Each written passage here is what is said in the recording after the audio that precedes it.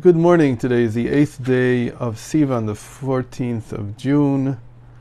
We're going to be looking at Parshat Naso. We didn't get a chance this week to really discuss the different readings in order.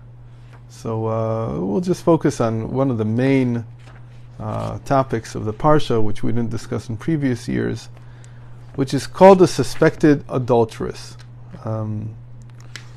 And the story is like this. That let me read it straight from the Torah. We're looking at Numbers 5, verse 12.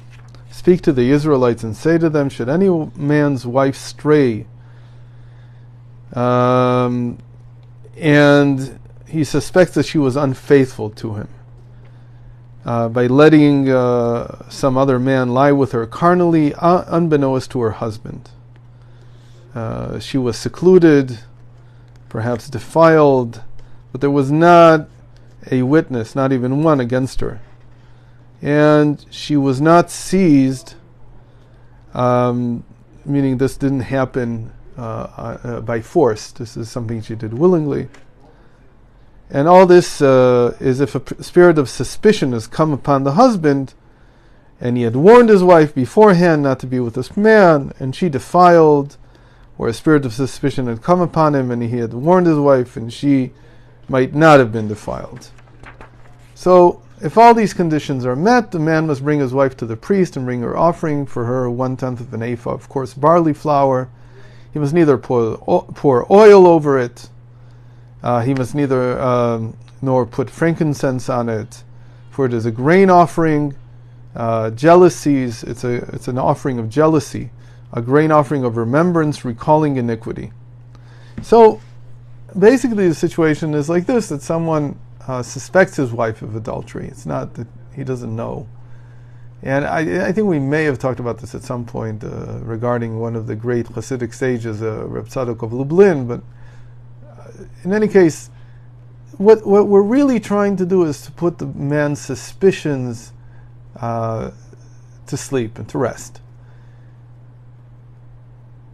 And this is actually, in some ways, a very positive thing that could be between a husband and wife, because maybe even the wife is acting, the woman is acting this way because she wants to see if he's still even interested in her. It could be very well that he's so engrossed in himself that, or so not interested in her, let's put it that way, that he won't even notice that she's seeing or being in such situations that might insinuate some kind of improper conduct. So the suspicion itself is not necessarily a bad thing. And if a man has suspicion, maybe it's a reason for him to come closer to his wife. But the Lubavitcher Rebbe asks a very simple question about all of this, and he says, in Judaism, from the Torah comes the principle that you're innocent until proven guilty. But in Torah law, this goes a lot farther. What we say is that you have a chazaka. Chazaka means that you have a default state, the state in which you are in normally.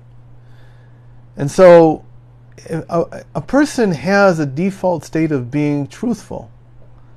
So why is it that if nobody saw her doing anything wrong, and it's just suspicion in the end, why don't we just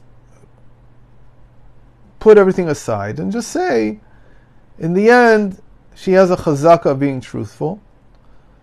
She has a state, or state of truthfulness is strong.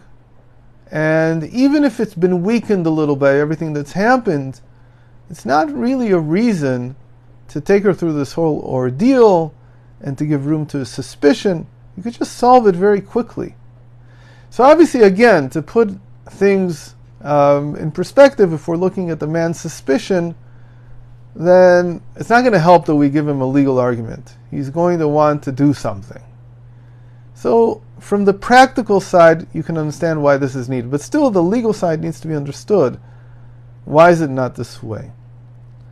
And so, there's a very important word here that sort of guides the whole description.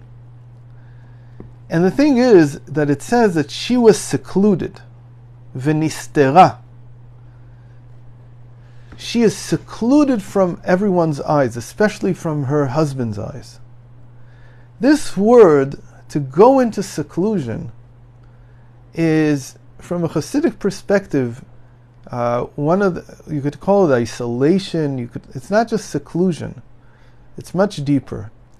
And if you apply it to every human being, to every person, you come to a very interesting understanding. And that is that really, what are we talking about here? That I was alone with myself. Now I'm taking the adulteress, the suspected adulteress, and I'm applying it to each one of us. I'm saying that when we look at ourselves and we ask, how many hours a day do I spend in seclusion? And what I mean by seclusion is not that a person is sitting in his room and thinking. Although that also usually, for most people, that has a limit. How long can you sit with yourself and think? Maybe 10 minutes, 20 minutes, maybe if you're meditating, half an hour. But if it's hours upon hours, and you're sitting alone in a room, what would people think about you today? Especially if you're a man, and especially if you have the internet with you. So you would say, certainly he's doing something or she's doing something that they shouldn't be doing. But this goes deeper. It's not just something that I shouldn't be doing, or that's not proper, or that's, I don't know, call it immoral. It's even just the fact that a person is dedicating so much of his time to himself. Dedicating time to myself, to improving myself, to thinking about myself, even if I am perfectly fine. I'm not even with the internet. I'm sitting here with books and I'm studying. There's a whole question. What are you studying for? What are you doing with your time? Is it dedicated to improving the self, or is it dedicated to serving God? Now this is a phrase that we use so many times in these classes. Serving God. La'avodat Hashem. What does it mean to serve God? Really the translation is to work for God. How does a person work for God? Well, the simplest way that the person can work for God is when they decide to do mitzvot. When a person does commandments, so every commandment that you do is serving God. It's working for God.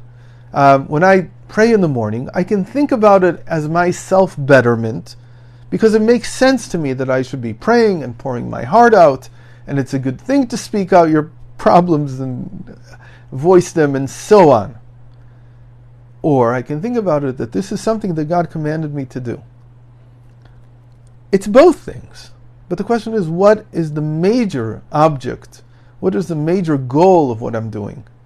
So the major goal always has to be serving God. Let's take it another way. When a person gets married, what's the object of getting married? The objective is apparently not to be alone. But if you take marriage and you understand that this is a commandment from God, then every single moment that you spend with your spouse, regardless of whether you're doing something important or unimportant, you're going to the supermarket to buy things, doesn't matter what you're doing together, but you're spending time with your spouse, making her happy, making him happy, you are performing a commandment. And so you are serving, working for God. But when you're alone, you could be studying, you could be learning Torah, but then the question again becomes, who are you working for? Are you working to better yourself, or are you working to serve God?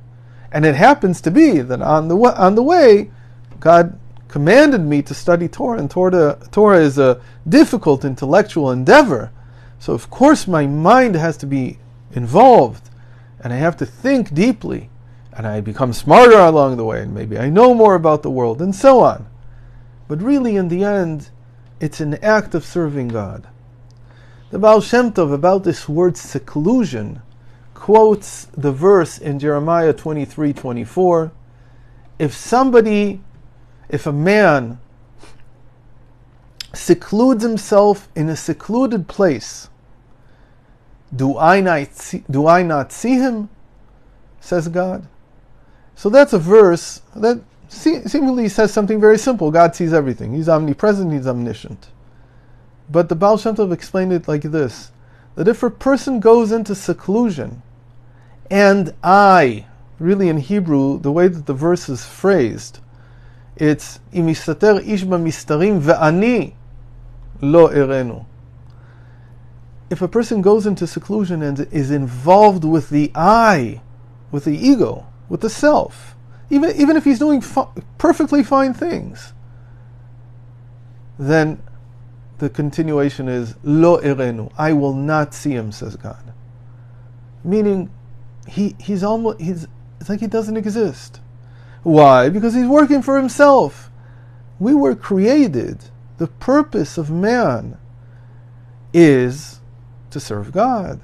That's the only purpose. Life is very short. What are you going to be able to achieve in life?